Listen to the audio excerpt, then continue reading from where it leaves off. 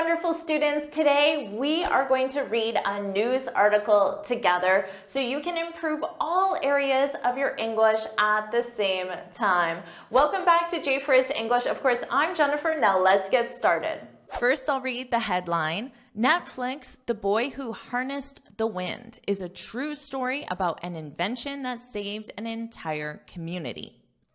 Now notice here, Netflix, there's a possessive, and that's because the boy who harnessed the wind, I know all of this because it's in a quotation mark. So I know this is the name of a movie because that's what Netflix does, although I guess it could be a TV show. And it belongs to Netflix. So you know that this is available on Netflix. So that's what this apostrophe S is. Netflix, The Boy Who Harnessed the Wind. Now, because this k ends in an S sound, you don't hear this in pronunciation. Netflix, the boy. There's no difference between just saying the word Netflix and saying it with the apostrophe S because that sound is already there.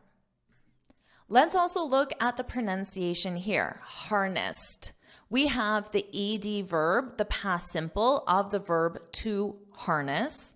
When you harness something, in this case, the wind, it means you use it. You're able to capture it and then use it. Who harnessed?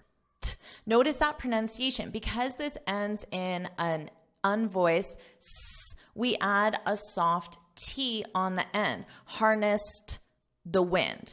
But when it's in the middle of a sentence, we don't really pronounce that sound, who harnessed the wind. So it's almost silent, but context will make it obvious that it is a past simple verb.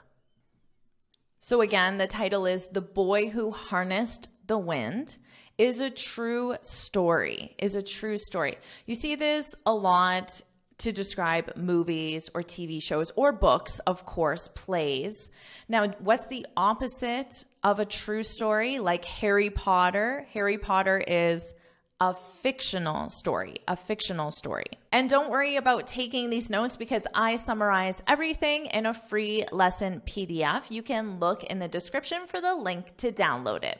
Now let's continue. So this movie is not a fictional story, it's a true story. I wrote here is based on a true story. This is also commonly used to describe books, movies, TV shows, and it's just letting you know that not 100% of the movie is true, parts of it. It's based on a true story. Is a true story about an invention that saved an entire community. And I am sharing this as an article because I recently watched this movie and I absolutely loved it. I found it very inspiring and uplifting, and it was an incredible story.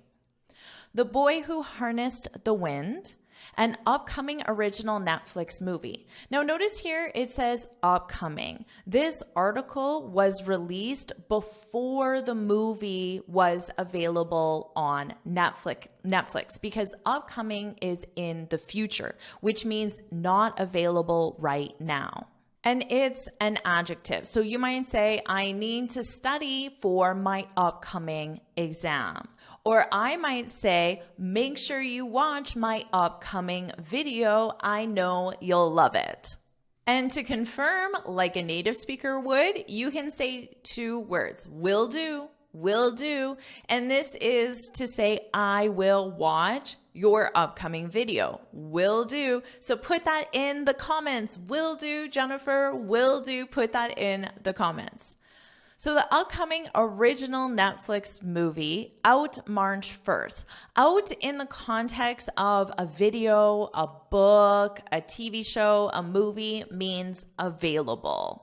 And remember that March 1st, at the time this article was written, was in the future. Now it's not in the future because you can watch the movie. The movie is already out, to be out. So in this case, it's a verb and it means available. Out March 1st. Focuses on a Malawian boy named William Maxwell Simba.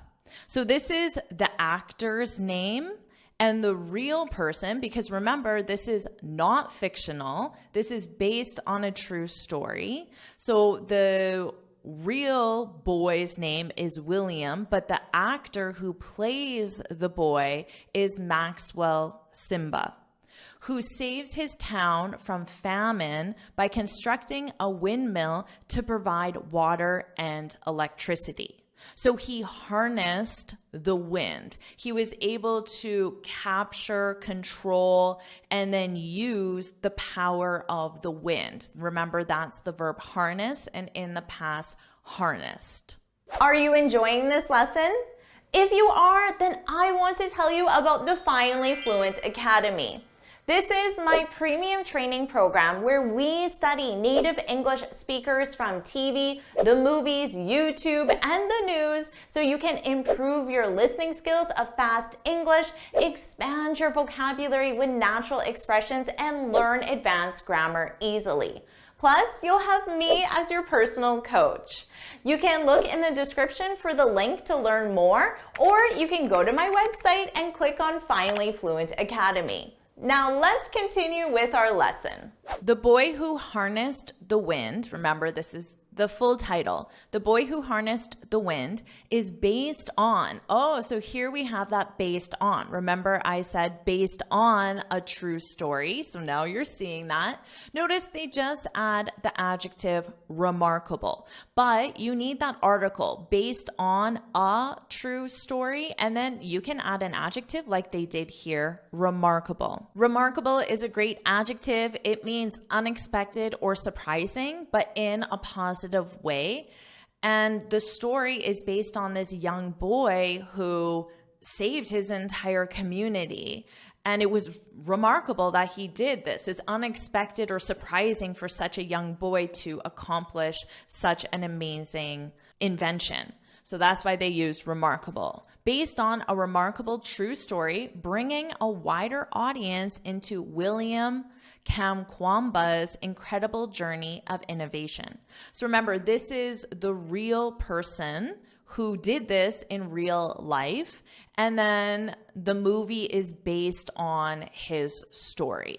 Back in 2007, notice how they have back in and then a date.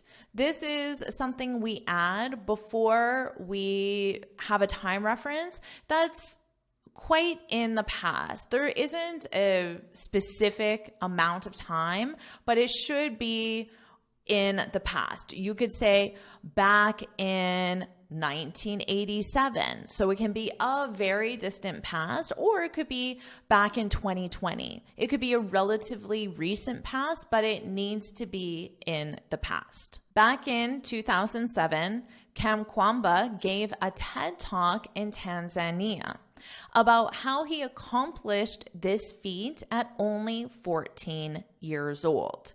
So this feat here is to mean this accomplishment, but you wouldn't say accomplished this accomplishment, although that's what feat means. So when we have a verb and the noun also means the same thing, it's more likely that you're going to choose another word to avoid sounding repetitive. Accomplished this feat, the pronunciation is exactly the same as I have 2 feet. Feet, accomplished this feat at only 14 years old.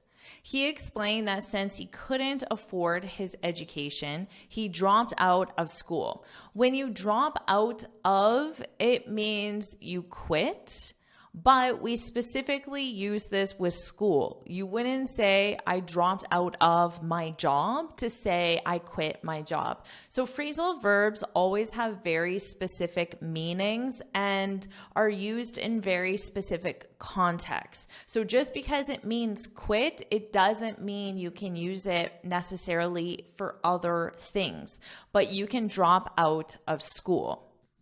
You can also use drop out of for any classes or lessons. It could be singing classes, piano classes, language classes, swimming classes, any other classes. You could say, oh, I dropped out, which means I quit. He found a book in the library called Using Energy. So this is the name of the book that sparked the idea of creating the windmill. So this book sparked his idea.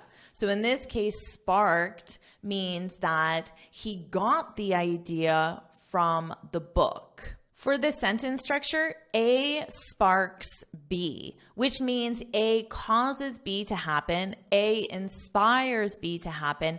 Without A, B wouldn't happen. So I could say, watching this movie, this is A, and then my verb is spark. I need to conjugate it with the subject and the time reference. Watching this movie sparked this lesson. This lesson that I'm recording now, because previously I said that I'm creating this lesson because I watched the movie and I was very inspired by it. So I decided to choose a summary of the movie for this lesson to also encourage you to watch it because I think it was a great movie. So this is B. A caused B to happen, and then the verb is spark. It's in the past simple because at this point, the lesson is already created. Watching this movie sparked this lesson. The book sparked the idea of creating the windmill. Now, this is in quotation marks, which means the speaker is saying it. And in this case, the speaker is Kamkwamba, the boy who harnessed the wind.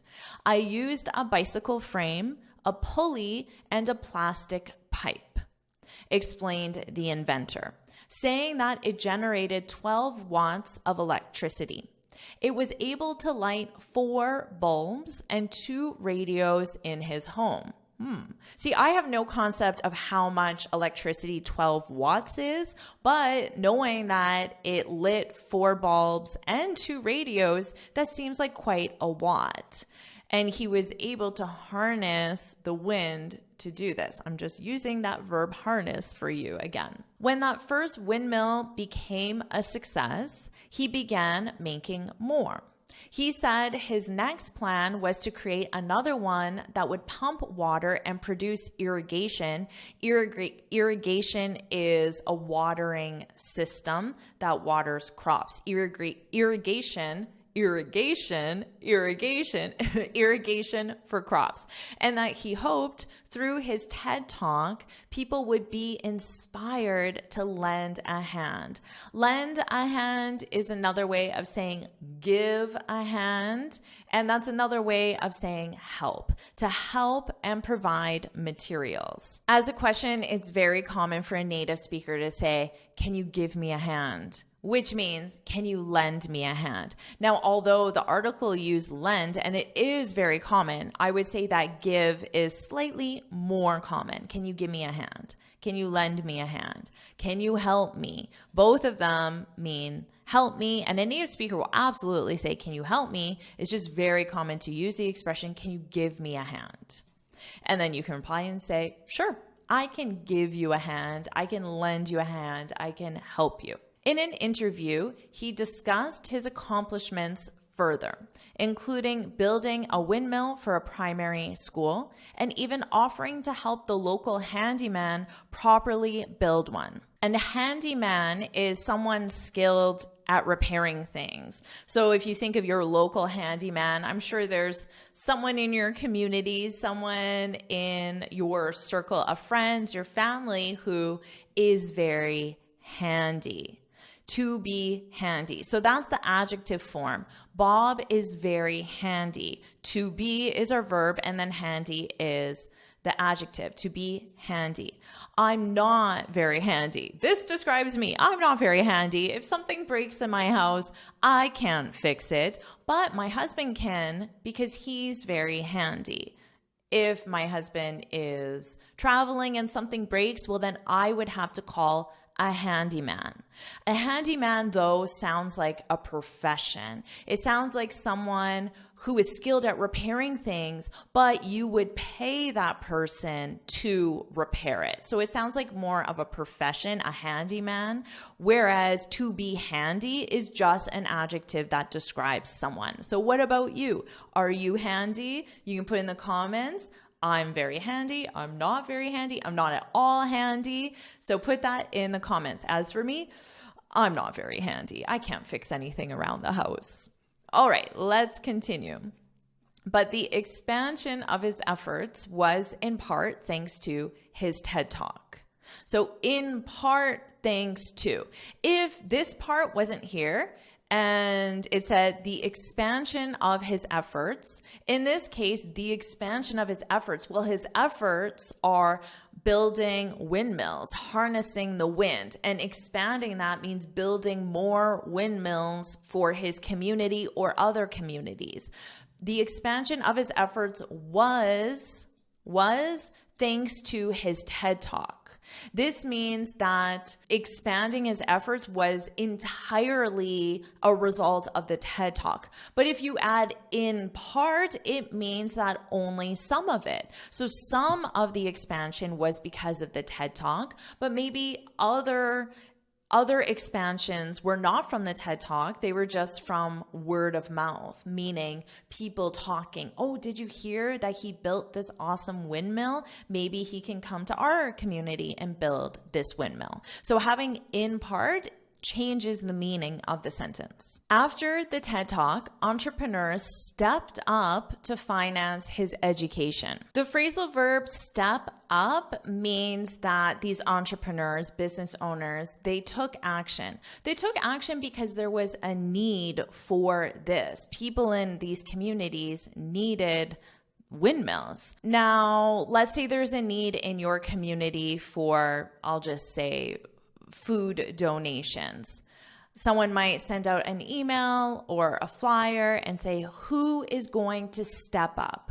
Who is going to take action because we know there is a need? So who is going to step up? Entrepreneurs stepped up to finance his education, giving him the opportunity to go to an international school in Malawi's capital, Lilongwe. He later went on to receive his college education at Dartmouth in the US, graduating with a bachelor's degree in 2014. Remember that time reference back in? Before it started the sentence, now I want to show it to you in the middle of a sentence. I graduated back in 2014. That's when he graduated. I graduated back in 2014. In this case, if you just said, I graduated in 2014, that's a statement. You're stating a fact. But if you add back in, I graduated back in 2014, it emphasizes that it was a long time ago. So someone might ask you about your education and you might say, oh, I don't know. I graduated back in 2014. So you're just letting them know that for you, it seems like it was a long time ago. So your memory of it is not that clear, or your knowledge that you gained from it perhaps is not as sharp as it once was. I graduated back in 2014. So a very useful time reference to show that emphasis. And that is the end of the article. Remember, this is based on a true story, the movie, The Boy Who Harnessed the Wind, and is out on Netflix right now. So if you are motivated, if you are inspired, you can watch the movie. I personally really loved it, and you can share in the comments if you have seen it or if you plan to watch it. I'd love to know. So what I'll do now is I'll read the article from start to finish, and this time you can focus on my pronunciation. Netflix, The Boy Who Harnessed the Wind, is a true story about an invention that saved an entire community. The Boy Who Harnessed the Wind, an upcoming original Netflix movie, out March 1st, focuses on a Malawian boy named William Maxwell Simba, who saves his town from famine by constructing a windmill to provide water and electricity. The Boy Who Harnessed the Wind is based on a remarkable true story, bringing a wider audience into William Kamkwamba's incredible journey of innovation. Back in 2007, Kamkwamba gave a TED Talk in Tanzania about how he accomplished his feat at only 14 years old. He explained that since he couldn't afford his education, he dropped out of school. He found a book in the library called Using Energy that sparked the idea of creating the windmill. I used a bicycle frame, a pulley, and a plastic pipe, explained the inventor, saying that it generated 12 watts of electricity. It was able to light 4 bulbs and 2 radios in his home. When that first windmill became a success, he began making more.